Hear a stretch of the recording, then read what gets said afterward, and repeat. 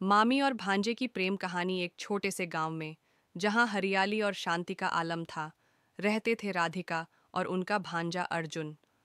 राधिका एक 32 साल की खूबसूरत और सौम्य स्वभाव की विधवा थीं, जो अपने पति के देहांत के बाद गांव में अपने ससुराल में रहती थीं। उनकी मुस्कान में एक अनोखी मासूमियत थी, जो हर किसी का दिल जीत लेती थी। अर्जुन 24 साल का जवान और उत्साही लड़का, शहर में पढ़ाई पूरी करके गर्मियों की छुट्टियों में अपनी माँ के गांव आया था। राधिका और अर्जुन का रिश्ता हमेशा से खास था। बचपन में अर्जुन अपनी ममेरी माँ राधिका के पास गर्मियों की छुट्टियां बिताने आता था। राधिका उसे कहानियां सुनाती, खेतों में घुमाती और उसकी हर शरारत पर प्यार से हंसती। लेकिन इस बार जब अर्जुन गांव आया, कुछ बदल सा गया था। अर्जुन अब बड़ा हो चुका था और राधिका की सादगी और सुंदरता उसे किसी और नज़र से दिखने लगी। कहानी की शुरुआत एक शाम जब सूरज ढल रहा था, राधिका खेतों में पानी देने गई थी। अर्जुन, जो गांव की ताज़ा हवा का मज़ा लेने निकला था, अनायास ही उसी खेत की ओर चला गया। राधिका को देखकर उसने आवाज़ लगाई, मामी, आप अकेले यहाँ? मैं मदद कर दूँ? राधिका मुस्कुराई और बोली, अरे, शहर का लड़का अब खेतों में काम करेगा? उनकी इस हल्की सी चिढ़ाने वाली बात पर अर्जुन हंस पड़ा और उनके पास जाकर पानी की बाल्टी उठा ली। दोनों साथ में काम करने लगे। बातों बातों में अर्जुन ने कहा, मामी, आप तो बिल्कुल नहीं बदलीं। वही पुरानी मुस्कान, वही बातें। राधिका ने हल्के से सिर झुकाकर कहा, बदलाव तो वक्त लाता है अर्जुन, लेकिन कुछ चीज़ें दिल में बसी रहती हैं। उनकी आंखों में एक हल्की सी उदासी थी, जिसे अर्जुन ने भांप लिया। उसने धीरे से पूछा, मामी, आप खुश तो हैं ना? राधिका ने जवाब देने के बजाय मुस्कुराकर बात टाल दी। नज़दीकियां बढ़ने लगीं, दिन बीतते गए और अर्जुन व राधिका का समय साथ में बढ़ने लगा। कभी गांव के मेले में एक साथ घूमना, कभी नदी किनारे बैठकर बातें करना, तो कभी रात को छत पर तारों को देखते हुए पुरानी यादें ताज़ा करना। अर्जुन को राधिका की सादगी और समझदारी में एक अजीब सा सुकून मिलता था, जो उसे शहर की चकाचौंध में कभी नहीं मिला। राधिका भी अर्जुन की परिपक्वता और उसकी बातों में छुपे प्यार को महसूस करने लगी थी। एक दिन गांव में मंदिर के मेले का आयोजन था। राधिका ने लाल साड़ी पहनी थी और अर्जुन की नज़रें उनसे हट ही नहीं रही थीं। मेले में जब राधिका एक छोटे से बच्चे को गोद में उठाकर हंस रही थीं, अर्जुन ने अनायास ही कह दिया, मामी, आप सचमुच बहुत खूबसूरत हैं। राधिका एक पल को रुक गईं। उनकी आंखें अर्जुन से मिलीं और फिर शर्माकर उन्होंने नज़रें झुका लीं। उस पल में दोनों के बीच कुछ अनकहा सा गुजर गया। प्यार का इजहार एक रात, जब बारिश की हल्की बूंदें गांव को भिगो रही थीं, अर्जुन और राधिका घर की छत पर बैठे थे। बारिश की ठंडक और चारों तरफ की शांति ने माहौल को और गहरा कर दिया। अर्जुन ने हिम्मत जुटाकर राधिका का हाथ थाम लिया और कहा, मामी, मैं जानता हूँ ये गलत है। समाज की नज़रों में शायद ये ठीक ना हो, लेकिन मैं आपसे प्यार करता हूँ। आप मेरे लिए सिर्फ ममेरी माँ नहीं, मेरे दिल का सुकून है। राधिका की आंखें नम हो गईं। उन्होंने धीरे से अपना हाथ छुड़ाया और कहा, अर्जुन, ये रिश्ता, ये दुनिया इसे कभी स्वीकार नहीं करेगी। मैं तुम्हें बहुत चाहती हूँ, लेकिन ये प्यार हमें सिर्फ दर्द देगा। अर्जुन ने जवाब दिया, मामी, दुनिया की परवाह मुझे नहीं। मैं बस इतना जानता हूँ कि मेरे दिल में आपके लिए जो है, वो सच्चा है। समाज का दबाव और फैसला कहानी ने तब मोड़ लिया, जब गांव में दोनों की नज़दीकियों की बातें फैलने लगीं। राधिका को ताने सुनने पड़े और अर्जुन को भी परिवार की नाराज़गी का सामना करना पड़ा। राधिका ने अर्जुन से दूरी बनाने की कोशिश की, लेकिन उनका दिल भी अब अर्जुन के बिना अधूरा सा लगता था। एक दिन राधिका ने अर्जुन को बुलाया और कहा, अर्जुन, मैं तुम्हें दुख नहीं देना चाहती, लेकिन अगर हम साथ रहे तो ये समाज हमें कभी चैन से जीने नहीं देगा। तुम शहर जाओ, अपनी जिंदगी बनाओ। मेरी खुशी तुम्हारी कामयाबी में है। अर्जुन की आंखों में आंसू थे, लेकिन उसने राधिका की बात मानी। उसने वादा किया कि वो अपनी जिंदगी में आगे बढ़ेगा, लेकिन राधिका को कभी नहीं भूलेगा। अंत अर्जुन शहर लौट गया और एक सफल इंजीनियर बना। राधिका गांव में ही रहीं, लेकिन उनकी मुस्कान में अब एक हल्की सी उदासी हमेशा रहती थी। दोनों कभी कभी चिट्ठियों के जरिए बात करते, लेकिन उनका प्यार अधूरा ही रहा। उनकी कहानी उस सच्चे प्यार की मिसाल बन गई जो समाज की बंदिशों में बंध कर भी दिलों में जिंदा रहता है। अर्जुन के शहर लौटने के बाद गांव की शांति राधिका के लिए एक बोझ बन गई थी। हर सुबह जब वह खेतों में काम करने जाती तो उसकी नज़रें अनायास ही उस रास्ते की ओर चली जातीं जहां अर्जुन के साथ वह हंसते बात करते हुए चला करती थी। उसकी जिंदगी फिर से वही पुरानी दिनचर्या में लौट आई थी, लेकिन दिल में एक खालीपन था जो हर पल उसे अर्जुन की याद दिलाता। चिट्ठियों का सिलसिला शहर में अर्जुन ने अपने करियर पर ध्यान देना शुरू किया। वह दिन रात मेहनत करता, लेकिन रात की तन्हाई में उसका मन राधिका की ओर खींच जाता। एक दिन उसने हिम्मत जुटाकर राधिका को एक चिट्ठी लिखी। उसमें उसने अपने दिल की बातें बयां की। मामी, आपने मुझे ज़िंदगी में आगे बढ़ने को कहा और मैं कोशिश कर रहा हूँ, लेकिन सच कहूँ तो आपके बिना ये शहर, ये कामयाबी सब अधूरा सा लगता है। आप ठीक तो हैं ना? कभी कभी मुझे लगता है काश मैं उस दिन आपको और समझा पाता कि मेरा प्यार सिर्फ एक आवेग नहीं बल्कि मेरे दिल की गहराई है। राधिका को जब यह चिट्ठी मिली तो उनकी आंखें नम हो गईं।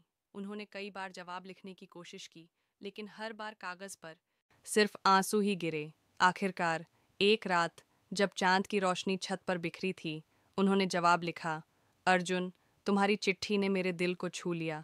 मैं चाहती हूँ कि तुम तरक्की करो, खुश रहो। मेरे लिए ये रिश्ता आसान नहीं है। समाज की दीवारें मेरे लिए बहुत ऊंची हैं, लेकिन तुम्हें ये जानना चाहिए कि तुम मेरे दिल में हमेशा रहोगे। इन चिट्ठियों ने दोनों के बीच एक अनकहा रिश्ता बनाए रखा। वे खुलकर अपने प्यार का इजहार तो नहीं कर पाते थे, लेकिन इन शब्दों में उनकी भावनाएं जिंदा रहती थीं। एक अनपेक्षित मुलाकात 2 साल बाद गांव में एक बड़ा उत्सव होने वाला था। अर्जुन को अपनी मां ने बुलाया और वह इस बार गांव लौटने का फैसला किया। जब वह गांव पहुंचा तो उसकी नज़रें राधिका को ढूंढ रही थीं। उत्सव की तैयारियों में राधिका मंदिर में फूलों की माला बनाती दिखीं। उनकी साड़ी का पल्लू हवा में लहरा रहा था और वह पहले से भी ज्यादा खूबसूरत लग रही थीं। अर्जुन ने धीरे से उनके पास जाकर कहा, मामी, आप अब भी वही माला बनाती हैं जैसे मेरे बचपन में बनाया करती थीं। राधिका ने चौंक कर उसकी ओर देखा और फिर एक हल्की मुस्कान के साथ बोली, कुछ चीजें नहीं बदलती अर्जुन। उनकी आंखों में वही पुराना प्यार था, लेकिन साथ में एक डर भी था। उस रात उत्सव के बाद जब सब लोग अपने अपने घर लौट गए, अर्जुन और राधिका मंदिर मंदिर के पास नीम के पेड़ के नीचे दोनों रुक गए। रात की खामोशी और चांद की रोशनी ने माहौल को और गहरा कर दिया। अर्जुन ने राधिका की ओर देखा और धीरे से कहा, मामी, इन 2 सालों में मैंने बहुत कुछ हासिल किया, लेकिन आपके बिना हर जीत अधूरी सी लगती है। मैं जानता हूं कि समाज हमें साथ देखना नहीं चाहता, लेकिन क्या हम अपने दिल की सुनने की हिम्मत नहीं जुटा सकते? राधिका की आंखें नम थीं।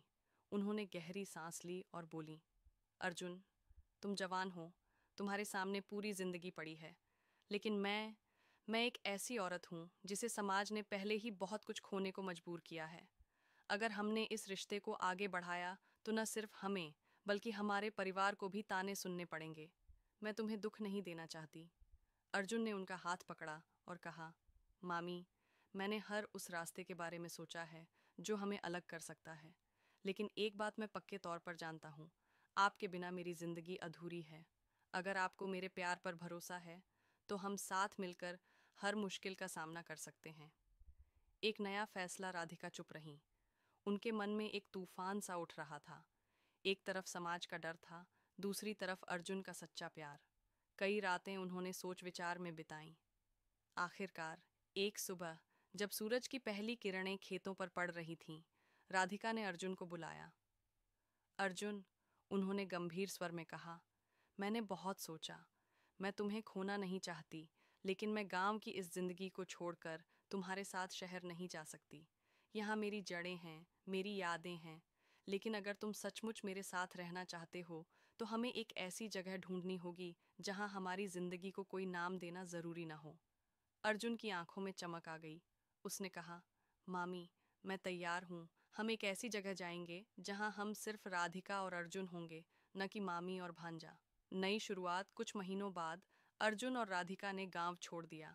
अर्जुन ने अपनी नौकरी के जरिए एक छोटे से हिल स्टेशन में एक नया घर लिया, जहाँ लोग उनकी कहानी से अनजान थे। वहाँ उन्होंने एक साधारण जिंदगी शुरू की। राधिका ने एक छोटा सा फूलों का बगीचा बनाया और अर्जुन दिन में अपने काम पर जाता और शाम को राधिका के साथ वक्त बिताता। समाज की नज़रों से दूर दोनों ने अपने प्यार को एक नया नाम दिया, साथ। उनकी जिंदगी में कई बार मुश्किलें आईं, खासकर जब गांव से उनके परिवार ने उनसे रिश्ता तोड़ लिया। लेकिन राधिका और अर्जुन ने एक दूसरे का साथ कभी नहीं छोड़ा। अंत कई साल बाद उस हिल स्टेशन के छोटे से घर में राधिका और अर्जुन एक दूसरे के साथ खुश थे। उनकी कहानी गांव में अब भी चर्चा का विषय थी, लेकिन अब वह उन तानों से ऊपर उठ चुके थे। उनका प्यार, जो समाज की दीवारों को तोड़कर बचा था, अब उनकी ताकत बन चुका था। हर सुबह जब राधिका अपने बगीचे में फूलों को पानी देती और अर्जुन उसे दूर से देखकर मुस्कुराता, वे दोनों जानते थे कि उन्होंने अपने दिल की सुनी, और यही उनकी जिंदगी की सबसे बड़ी जीत थी। राधिका और अर्जुन की नई जिंदगी हिल स्टेशन के उस छोटे से घर में धीरे धीरे अपनी रंगत पकड़ रही थी। सुबह की ठंडी हवा, पहाड़ों की हरियाली और एक दूसरे का साथ, ये सब उनकी जिंदगी को एक खूबसूरत सपने जैसा बना रहा था। लेकिन प्यार की राह कभी पूरी तरह आसान नहीं होती। उनके दिल में भले ही सुकून था, पर दुनिया की नज़रें और अतीत की छायाएं अभी भी उनके पीछे थीं। अतीत की साएं एक दिन जब अर्जुन अपने ऑफिस से लौटा, तो उसने देखा कि राधिका उदास बैठी थी। उनके हाथ में एक पुराना पत्र था जो गांव से आया था। यह पत्र राधिका की सास का था, जिसमें उन्होंने कड़वे शब्दों में लिखा था, राधिका, तुमने हमारे परिवार की इज्जत मिट्टी में मिला दी। गांव में लोग आज भी तुम्हारी और अर्जुन की बातें करते हैं। तुम्हें शर्मिंदगी महसूस नहीं होती? पत्र पढ़कर अर्जुन का चेहरा गुस्से से लाल हो गया। उसने राधिका से कहा, मामी, ये लोग हमें कभी नहीं समझेंगे। हमें उनकी परवाह क्यों करनी चाहिए? राधिका ने गहरी सांस ली और बोली, अर्जुन, ये लोग मेरे परिवार थे। मैंने उनके साथ सालों बिताए। उनकी बातें मेरे दिल को चोट पहुंचाती हैं। मैं चाहती हूँ कि हम खुश रहें, लेकिन ये ताने मुझे अंदर तक तोड़ देते हैं। अर्जुन ने राधिका को गले लगाया और कहा, हम एक दूसरे के लिए हैं। हमारी दुनिया अब यही है। नई चुनौतियां। कुछ समय बाद अर्जुन के ऑफिस में एक सहकर्मी, माया। एक नई सुबह की शुरुआत सर्द रात थी और गांव की शांत वादियों में केवल झींगुरों की आवाज गूंज रही थी। राधा, एक विधवा जो अपने पति के गुजरने के बाद से अकेलेपन की साए में जी रही थी, अपने छोटे से मिट्टी के घर में चूल्हे के पास बैठी थी। उसका दिल भारी था, लेकिन उसने हमेशा अपनी जिंदगी को संभालने की कोशिश की थी। उसका देवर किशन, जो गांव में अपनी मेहनत और नेकदिली के लिए जाना जाता था, अक्सर उसका ध्यान रखता था। किशन और राधा के बीच का रिश्ता हमेशा से सादगी और सम्मान से भरा था। लेकिन उस रात, जब हवा में ठंडक थी और आसमान में तारे चमक रहे थे, कुछ ऐसा हुआ जो राधा के दिल को छू गया। रात के 11 बजे होंगे। राधा अपने बिस्तर पर लेटी थी। नींद उसकी आंखों से कोसों दूर थी। तभी दरवाजे पर एक हल्की सी खटखट हुई। राधा चौंक गई। इतनी रात को कौन हो सकता था? उसने अपनी चादर लपेटी और दरवाजे की ओर बढ़ी। कौन है? उसने हल्की सी डरी हुई आवाज में पूछा। भाभी, मैं हूँ, किशन। बाहर से आवाज आई। राधा ने दरवाज़ा खोला।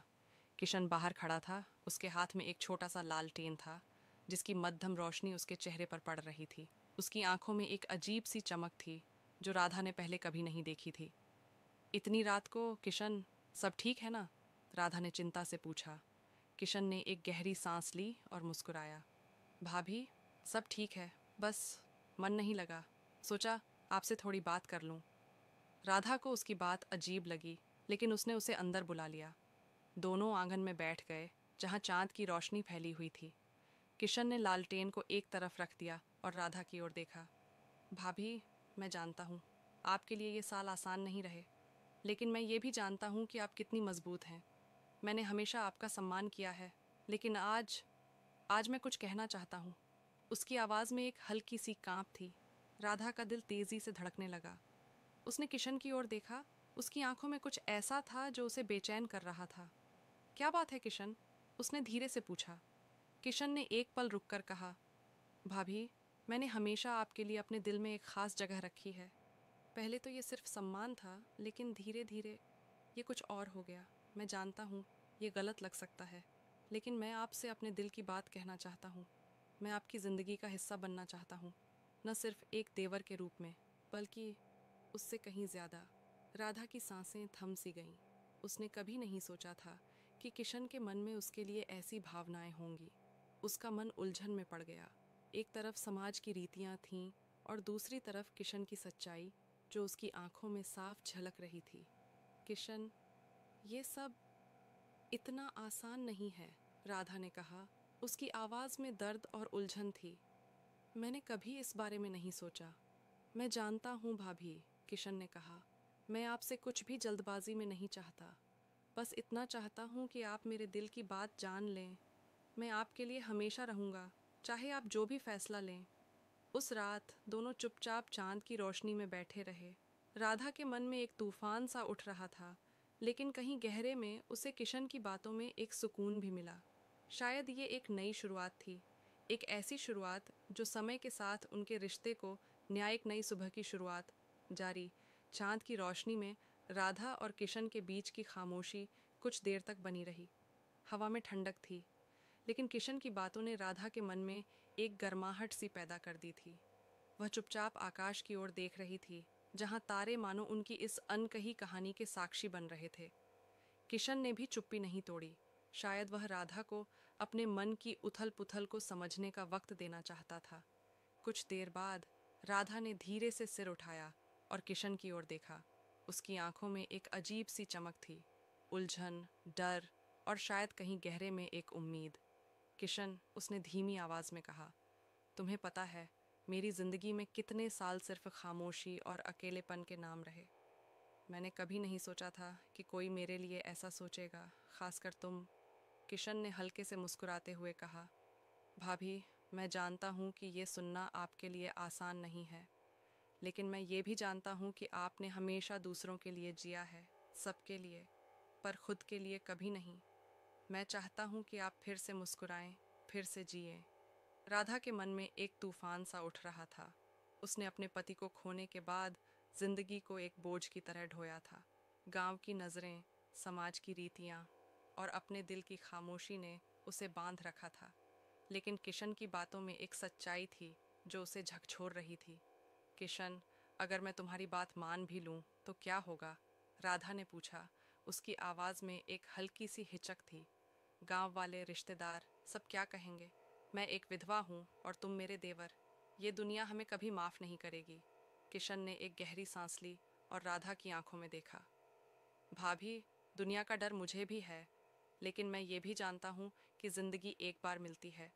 अगर हम अपने दिल की सुनने की हिम्मत नहीं करेंगे तो क्या हम सचमुच जिएंगे? मैं वादा करता हूँ, मैं तुम्हें कभी अकेले नहीं छोड़ूंगा। चाहे दुनिया कुछ भी कहे, मैं तुम्हारे साथ खड़ा रहूंगा। राधा की आंखें नम हो गईं। उसने सालों बाद किसी के मुंह से ऐसी बात सुनी थी जो सिर्फ उसके लिए थी, उसके दिल के लिए। उसने किशन की ओर देखा और पहली बार उसे उसकी मुस्कान में एक सुकून दिखा। किशन ने धीरे से उसका हाथ थाम लिया। उसका स्पर्श गर्म था और उसमें एक अजीब सी ताकत थी जो राधा को बता रही थी कि वह अकेली नहीं है। किशन, मुझे वक्त चाहिए, राधा ने धीरे से कहा। उसका हाथ अभी भी किशन के हाथ में था। मुझे सोचने का समय दो, ये फैसला आसान नहीं है। किशन ने हल्के से सिर हिलाया। भाभी, मैं इंतज़ार करूंगा। जितना वक्त आपको चाहिए उतना लीजिए। मैं बस इतना चाहता हूँ कि आप अपने दिल की सुने। उस रात जब किशन वापस अपने घर लौटा, राधा आंगन में अकेली बैठी रही। चांद अब और चमक रहा था, मानो उसकी उलझनों को सुलझाने की कोशिश कर रहा हो। राधा ने अपने दिल की गहराइयों में झांका। उसे याद आया कि कैसे किशन ने हमेशा उसका साथ दिया था, जब वह बीमार पड़ी थी, जब गांव वालों ने उसकी विधवा होने की वजह से ताने मारे थे, जब उसने अकेले में आंसू बहाए थे। किशन हमेशा चुपके से उसका ख्याल रखता था। दिन बीतने लगे। किशन और राधा के बीच की बातचीत अब पहले से ज्यादा गहरी हो गई थी। किशन उसे छोटी छोटी बातों पर हंसाने की कोशिश करता। कभी वह उसके लिए बाजार से उसकी पसंदीदा मिठाई लाता, तो कभी आंगन में बैठकर उसे गांव की पुरानी कहानियां सुनाता।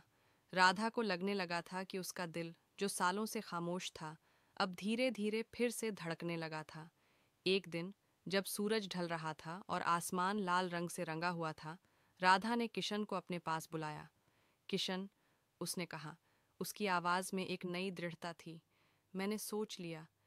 मैं नहीं जानती कि ये रास्ता आसान होगा या नहीं, लेकिन मैं तुम्हारे साथ चलना चाहती हूँ। किशन की आंखें खुशी से चमक उठीं।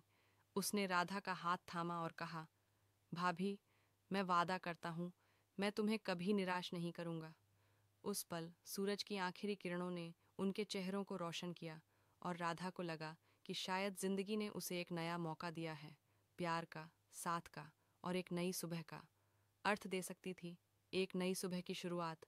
जारी, राधा और किशन का फैसला उनके दिलों के बीच एक अनकहा बंधन बन गया था। उस सूरज ढलने के पल ने न सिर्फ उनके रिश्ते को एक नया नाम दिया, बल्कि राधा के मन में बरसों से जमी उदासी को भी पिघलाना शुरू कर दिया। लेकिन गांव की तंग गलियों और चौक चौराहों पर नजरें और बातें तेजी से फैलती थीं। राधा और किशन दोनों जानते थे कि उनकी राह आसान नहीं होगी। फिर भी किशन की आंखों में जो दृढ़ता थी, वह राधा को हिम्मत दे रही थी। अगले कुछ दिन राधा के लिए एक सपने जैसे थे। किशन हर छोटी छोटी बात में उसका ध्यान रखता। सुबह सुबह वह राधा के लिए तुलसी के पौधे के पास पानी का लोटा रख जाता, ताकि उसे दूर कुएं तक न जाना पड़े। कभी वह गांव के मेले से राधा के लिए रंग बिरंगी चूड़ियां लाता, और राधा, जो सालों से सादी साड़ियों में बंधी थी, उन चूड़ियों को देखकर शर्मा उठती। किशन की हर बात, हर हरकत में एक प्यार था, जो राधा को फिर से जीने की वजह दे रहा था। एक शाम जब राधा आंगन में मिट्टी के चूल्हे पर रोटियां सेंक रही थी, किशन पास आकर बैठ गया। उसने एक छोटा सा गुलाब का फूल राधा की ओर बढ़ाया। ये आपके लिए भाभी, उसने मुस्कुराते हुए कहा। राधा ने फूल को हाथ में लिया। उसकी खुशबू ने उसके मन को एक अजीब सी ताजगी दी। किशन, तुम्हें नहीं लगता कि हमारी ये कहानी गांव वालों को पसंद नहीं आएगी? राधा ने फूल को सूंघते हुए धीरे से कहा। उसकी आवाज़ में अब डर कम और एक नई हिम्मत ज़्यादा थी। किशन ने गहरी सांस ली और कहा, भाभी, मैंने पहले ही कहा था, मुझे दुनिया की परवाह नहीं। लेकिन अगर आपको डर है, तो मैं आपके साथ गांव के बड़े बुजुर्गों से बात करूंगा। मैं उन्हें समझाऊंगा कि हमारा रिश्ता सच्चाई और सम्मान पर टिका है। राधा ने उसकी बात सुनकर हल्के से सिर हिलाया। उसे किशन की बातों पर भरोसा था, लेकिन गांव की रूढ़ियों का डर अभी भी उसके मन में कहीं न कहीं बाकी था। उस रात जब वह अपने बिस्तर पर लेटी थी, उसे अपने पति की याद आई। उसने मन ही मन सोचा, क्या तुम मुझे माफ़ कर दोगे? क्या मैं अपने लिए जीने का हक रखती हूँ? तभी हवा का एक झोंका आया और खिड़की के पास रखा गुलाब का फूल हल्के से हिला। राधा को लगा मानो उसका जवाब मिल गया हो। अगले दिन किशन ने गांव के पंचायत के मुखिया रामलाल जी से मिलने का फैसला किया। वह राधा के साथ गया ताकि दोनों मिलकर अपनी बात रख सकें।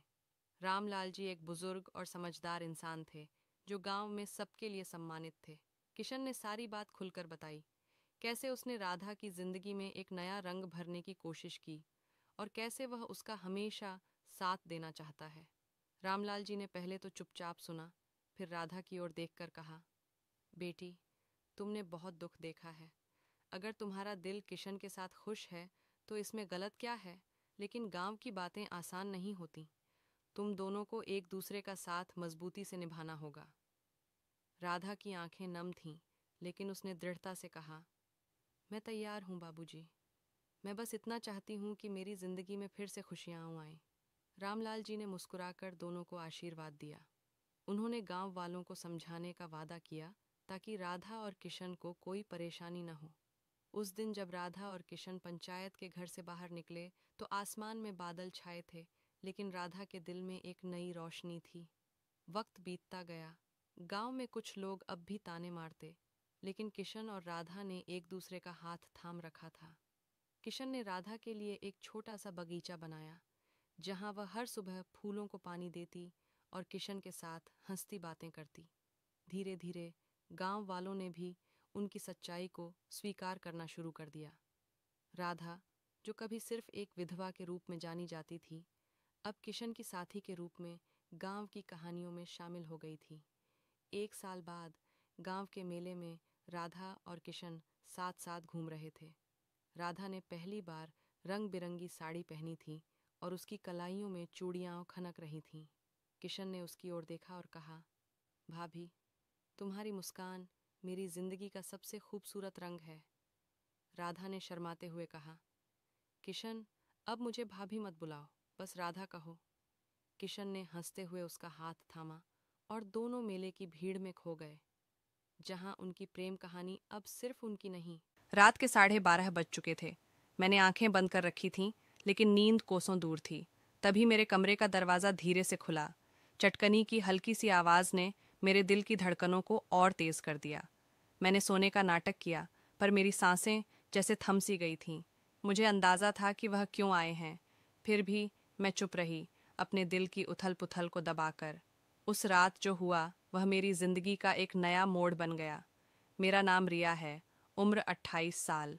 मैं लखनऊ के एक पुराने मोहल्ले में अपने ससुर अखिलेश जी के साथ रहती हूँ। हमारा मकान पुराना है, गलियां तंग हैं, लेकिन दिलों में जो तूफान उठ रहा था वह बिल्कुल नया था। 2 साल पहले मेरी सास, माँ जैसी, कैंसर से हमें छोड़ गईं, और मेरे पति रोहन 3 साल पहले एक कार हादसे में मुझे अकेला छोड़ गए। तब से मैं और अखिलेश जी इस छोटे से घर में एक दूसरे का सहारा बनकर जी रहे हैं। मैं दिन भर एक कॉल सेंटर में काम करती हूँ। घर लौटकर खाना पीना, बाजार सब संभालती हूँ। अखिलेश जी, जो अब 45 साल के हैं, पहले मोहल्ले के चहेते इंसान थे। उनकी हंसी, उनके किस्से, चौपाल पर उनकी बातों का वजन, सब कुछ गली में गूंजता था। लेकिन माँ के जाने के बाद वह जैसे टूट से गए। दिन भर अपने कमरे में या टीवी के सामने क्राइम शो देखते रहते। उनकी आंखों में एक अनकहा दर्द था, जो मुझे रातों को चैन नहीं लेने देता। मैं सोचती, क्या मैं उनके इस दर्द को कम कर सकती हूँ? क्या उनकी जिंदगी में फिर से कोई रंग भर सकती हूँ? एक रात की बात है। रात के करीब 2 बजे मैं पानी पीने उठी। घर में सन्नाटा था, सिर्फ बाहर गली में कुत्तों की आवाजें गूंज रही थीं। अखिलेश जी का कमरा ऊपर था और मेरा नीचे। तभी ऊपर से कुछ गिरने की आवाज आई। मेरा दिल धक धक करने लगा। क्या हुआ? मैं डरते डरते ऊपर गई। उनका दरवाजा हल्का सा खुला था। मैंने चुपके से झांका। अखिलेश जी अपने मोबाइल की टॉर्च जला रखी थी। उनके एक हाथ में मोबाइल था और वह कुछ देख रहे थे, शायद कोई पुरानी तस्वीर या वीडियो। पास में रखा गिलास अचानक जमीन पर गिर गया, लेकिन वह इतने खोए हुए थे कि उन्हें भनक तक नहीं लगी। मैं चुपचाप उन्हें देखती रही। उनकी आंखों में एक उदासी थी, लेकिन साथ ही एक अजीब सी तड़प भी। कुछ देर बाद उन्होंने मोबाइल साइड में रखा और लेट गए। मैं धीरे से नीचे अपने कमरे में लौट आई। उस रात जो मैंने देखा, उसने मेरे दिल में हलचल मचा दी। अखिलेश जी अकेलेपन से जूझ रहे थे, लेकिन अपने दर्द को छिपा रहे थे। मैं सोचने लगी, क्या मैं उनके लिए कुछ कर सकती हूँ? क्या मैं उनके दिल में वो खोया हुआ सुकून ला सकती हूँ? अगली सुबह मैंने फैसला किया कि कुछ तो करना होगा।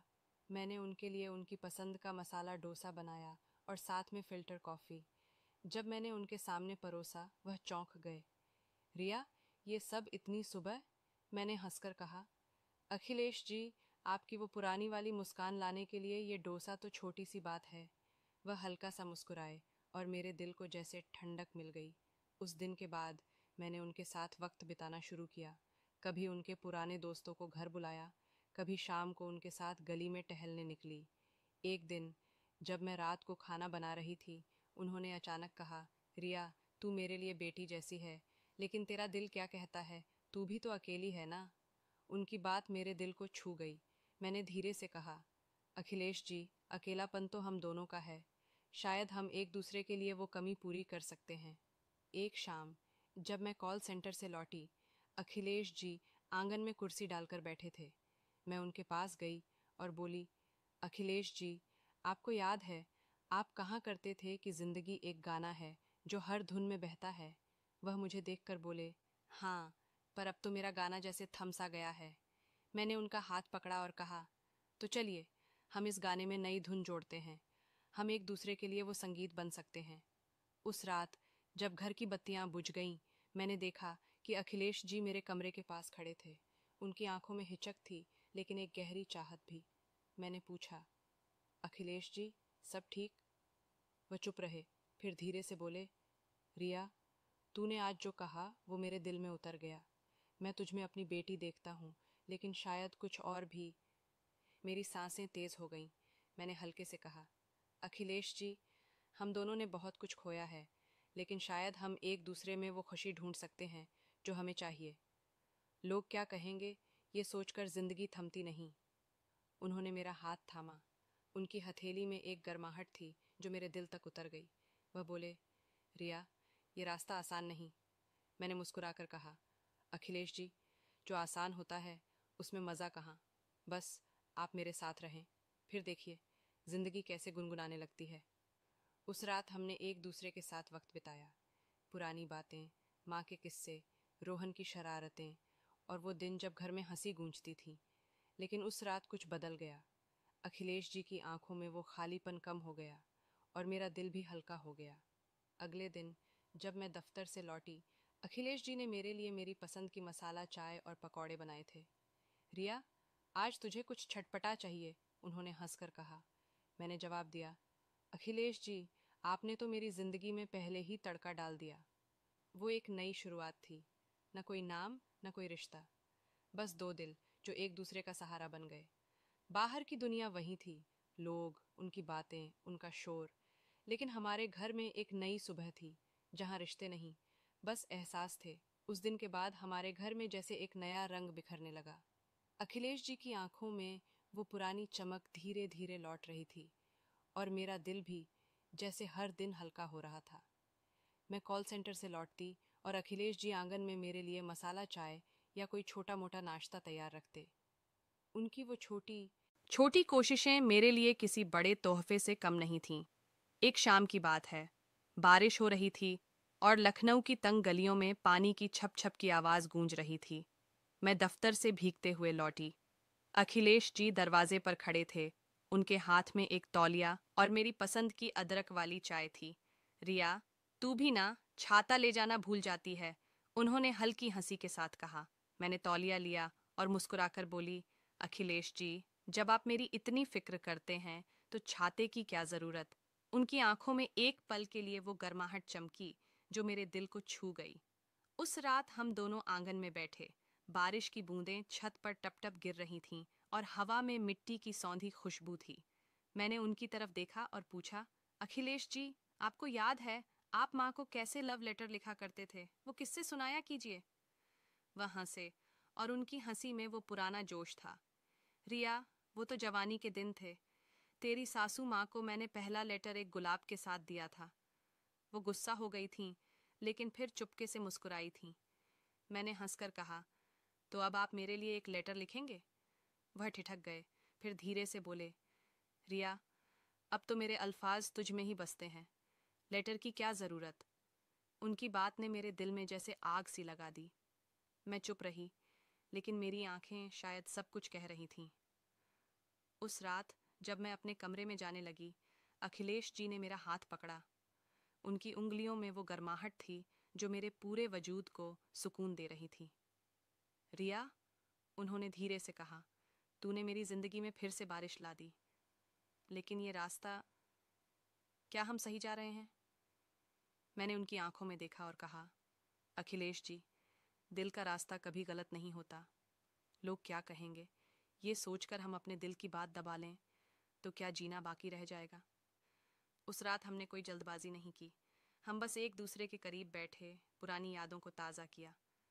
अखिलेश जी ने बताया कि कैसे वह और माँ हर बारिश में छत पर चाय पीते थे। मैंने कहा, तो चलिए कल हम भी छत पर चाय पियेंगे। वह मुस्कुराए और बोले, रिया, तू सच में मेरी जिंदगी में एक नई धुन ले आई है। अगले दिन मैंने दफ्तर से जल्दी छुट्टी ली। घर लौटते वक्त मैंने बाजार से अखिलेश जी की पसंद की मिठाई, रसगुल्ले खरीदे। घर पहुंचकर मैंने देखा कि अखिलेश जी ने छत को सजा रखा था। पुरानी कुर्सियों पर रंग बिरंगे तकिए और एक छोटा सा रेडियो जिसमें पुराने गाने बज रहे थे। ये क्या अखिलेश जी, मैंने हंसकर पूछा। वह शर्माते हुए बोले, सोचा तुझे बारिश में चाय पिलाऊं, जैसे पुराने दिन थे। मेरे दिल में जैसे तितलियां उड़ने लगीं। हम छत पर बैठे। बारिश की हल्की फुहारें थीं और रेडियो पर रिमझिम गिरे सावन बज रहा था। मैंने उनकी तरफ देखा और कहा, अखिलेश जी, ये पल, ये मेरी जिंदगी के सबसे खूबसूरत पल हैं। उन्होंने मेरी आंखों में देखा और धीरे से कहा, रिया, तू मेरे लिए सिर्फ बेटी नहीं, मेरे दिल की धड़कन बन गई है। उनकी बात सुनकर मेरी आंखें नम हो गईं। मैंने उनका हाथ थामा और कहा, तो फिर ये धड़कन कभी रुकने न दें। उस रात जब हम छत से नीचे आए, अखिलेश जी ने मेरे माथे पर एक हल्का सा चुंबन दिया। वो पल इतना कोमल, इतना पवित्र था कि मेरे दिल में जैसे सारी दुनिया की खुशी समा गई। हमने कोई सीमा नहीं लांघी, बस एक दूसरे के दिलों को थाम लिया। अगले कुछ हफ्तों में हमारा रिश्ता और गहरा हो गया। अखिलेश जी फिर से गली की चौपाल पर अपने दोस्तों के साथ हंसने लगे। मैं जब दफ्तर से लौटती तो वह मेरे लिए कोई नई रेसिपी बनाकर रखते। एक दिन उन्होंने मेरे लिए एक छोटा सा गुलाब का पौधा लाकर कहा, रिया, ये तेरा है। जैसे तूने मेरे सूखे हुए दिल में फिर से फूल खिलाए। मैंने वो पौधा लिया और उनकी आंखों में देखकर कहा, अखिलेश जी, ये फूल हम दोनों का है। हम इसे साथ मिलकर खिलाएंगे। बाहर की दुनिया में लोग अब भी बातें करते थे। कुछ ने हमें स्वीकार किया, कुछ ने नज़रें फेर लीं। लेकिन हमारे छोटे से घर में एक नई दुनिया बस रही थी, जहाँ न कोई नाम था, न कोई रिश्ता, बस दो दिल थे जो एक दूसरे की धड़कन बन गए थे। रात के 1 बजे धड़कनें तेज थीं। तभी मेरे कमरे का दरवाज़ा धीरे से खुला और चटकनी की आवाज़ आई। मुझे अंदाज़ा था कि वह क्यों आए हैं। मैं चुप रही, सांसें थामे, अपने दिल को समझाने की कोशिश करती रही। उस रात जो हुआ, वह मेरी जिंदगी का एक नया अध्याय बन गया। मेरा नाम रिया है, उम्र 26 साल। मैं अपने ससुर रमेश जी के साथ लखनऊ के एक पुराने मोहल्ले में रहती हूँ। हमारा मकान पुराना है, गलियाँ तंग हैं, लेकिन दिलों में जो उथल पुथल चल रही है वह बिल्कुल नई है। 2 साल पहले मेरी सास सुनीता माँ को बीमारी ने हमसे छीन लिया। मेरे पति अर्जुन तो 4 साल पहले एक कार दुर्घटना में मुझे अकेला छोड़ गए। तब से मैं और रमेश जी इस छोटे से घर में एक दूसरे का सहारा बने हुए हैं। मैं दिन भर एक बीपीओ में काम करती हूँ। घर लौटकर खाना, बाजार और बाकी जिम्मेदारियां संभालती हूँ। रमेश जी कभी मोहल्ले के सबसे हंसमुख इंसान हुआ करते थे। उनकी गहरी आवाज़ और ठहाके गलियों में गूंजते थे। हर शाम चौपाल पर उनके दोस्तों का जमावड़ा लगता था। लेकिन माँ के जाने के बाद वह जैसे टूट से गए। दिन भर अपने कमरे में या टीवी पर क्राइम शो देखते रहते। उनकी आंखों में एक गहरी उदासी थी जो मुझे रातों को चैन नहीं लेने देती थी। मैं सोचती, क्या मैं उनके इस दर्द को कम कर सकती हूँ? क्या उनकी ज़िंदगी में फिर से रौनक ला सकती हूँ? एक रात करीब 2:30 मैं पानी पीने उठी। घर में सन्नाटा था। बाहर सड़क पर कुत्तों की भौंकने की आवाज़ें गूंज रही थीं। रमेश जी का कमरा ऊपर था, मेरा नीचे। तभी ऊपर से कुछ गिरने की आवाज़ आई। मेरा दिल जोर से धड़का। क्या हुआ? डरते डरते मैं दबे पांव ऊपर गई। उनका दरवाज़ा हल्का सा खुला था। मैंने चुपके से झांका। रमेश जी अपने मोबाइल की टॉर्च जला रखी थी। एक हाथ में मोबाइल था और वह कुछ देख रहे थे। दूसरा हाथ शायद कुछ और कर रहा था। तभी उनके पास रखा स्टील का गिलास जमीन पर गिर गया, लेकिन वह इतने खोए थे कि उन्हें भनक तक नहीं हुई। मैंने देखा, वह एक वीडियो में डूबे थे। कुछ देर बाद उन्होंने मोबाइल साइड में रखा और लेट गए। मैं चुपके से नीचे अपने कमरे में लौट आई। नीचे आकर जो मैंने देखा, उस पर यकीन करना मुश्किल था। रमेश जी, जिन्हें मैं हमेशा एक पिता की तरह देखती थी, क्या वह भी इस अकेलेपन से जूझ रहे थे? लेकिन फिर मैंने सोचा, यह तो इंसानी फितरत है, इसमें गलत क्या है? उनके अकेलेपन ने मेरे दिल को छू लिया। मैं सोचने लगी, क्या मैं उनके लिए कुछ कर सकती हूँ? क्या मैं उनके दिल में बुझी उस चिंगारी को फिर से जला सकती हूँ? अगली सुबह मैंने फैसला किया कि कुछ तो करना होगा। मैंने उनके लिए उनकी पसंद का नाश्ता बनाया, प्याज का पराठा और मसाला चाय। जब मैंने उनके सामने परोसा, वह चौंक गए। रिया, ये सब इतनी सुबह? मैंने हंसकर कहा। रमेश जी, आपकी वो पुरानी हंसी वापस लाने के लिए ये पराठा तो छोटी सी बात है। वह हल्के से मुस्कुराए और मेरे दिल को सुकून सा मिला।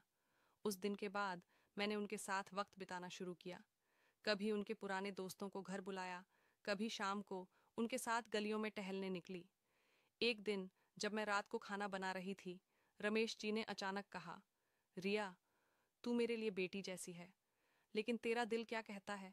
तू भी तो अकेली है ना? उनकी बात मेरे दिल को गहरे तक छू गई। मैंने धीरे से कहा, रमेश जी, अकेलापन तो हम दोनों का है। शायद हम एक दूसरे के लिए वो कमी पूरी कर सकते हैं। एक शाम जब मैं ऑफिस से लौटी, रमेश जी आंगन में कुर्सी डालकर बैठे थे। मैं उनके पास गई और बोली, रमेश जी, आपको याद है, आप कहाँ करते थे कि जिंदगी एक समंदर है जो थमता नहीं। वह मुझे देखकर बोले, हाँ, पर अब मेरा समंदर सूख सा गया है। मैंने उनका हाथ पकड़ा और कहा, तो चलिए हम इस समंदर में फिर से लहरें लाते हैं। हम एक दूसरे के लिए वो बारिश बन सकते हैं। उस रात जब घर की बत्तियां बुझ गईं, मैंने देखा कि रमेश जी मेरे कमरे के पास खड़े थे। उनकी आंखों में हिचक थी, लेकिन एक अनकही चाहत भी। मैंने पूछा, रमेश जी सब ठीक? वह चुप रहे, फिर धीरे से बोले, रिया, तूने जो आज कहा वो मेरे दिल में उतर गया। मैं तुझ में अपनी बेटी देखता हूँ, लेकिन शायद कुछ और भी। मेरी धड़कनें तेज हो गईं। मैंने हल्के से कहा, रमेश जी, हम दोनों ने बहुत कुछ खोया है। शायद हम एक दूसरे में वो सुकून ढूंढ सकते हैं जो हमें चाहिए। लोग क्या कहेंगे, ये सोचकर जिंदगी तो नहीं रुकती। उन्होंने मेरा हाथ थामा। उनकी हथेली में एक गर्माहट थी जो मेरे दिल तक उतर गई। वह बोले, रिया, ये रास्ता आसान नहीं। मैंने मुस्कुराकर कहा, रमेश जी, जो आसान। रोमांटिक कहानी। एक बारिश भरी रात की शुरुआत। रात के 12 बजे थे। घड़ी की सुइयां धीमे धीमे समय की गति को माप रही थीं। बाहर हल्की हल्की बारिश हो रही थी और बिजली की कड़क से आसमान कभी कभी चमक उठता था। मैं, अनन्या, 22 साल की, अपने कमरे में बिस्तर पर लेटी हुई थी। घर में सन्नाटा पसरा था। मेरे माता पिता और भाई बहन एक पारिवारिक शादी में गए थे और मैं घर की देखभाल के लिए रुक गई थी। मेरे साथ सिर्फ मेरे चचेरे भाई आरव 28 साल के थे, जो कुछ दिनों के लिए हमारे घर रुके थे ताकि मैं अकेली न रहूं। बिजली की कड़क से मेरे दिल में डर सा समा गया। मैंने कंबल को और कसकर पकड़ लिया, लेकिन नींद कोसों दूर थी। तभी एक जोरदार बिजली कड़की।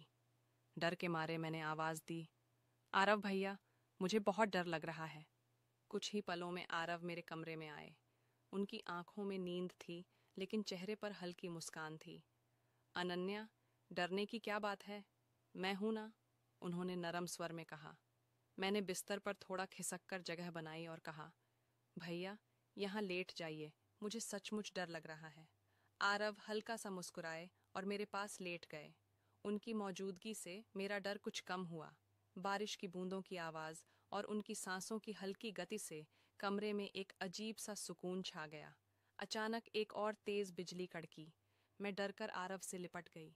मेरे दिल की धड़कन तेज थी और उनकी बाहों में मुझे एक अनजानी सी गर्माहट महसूस हुई।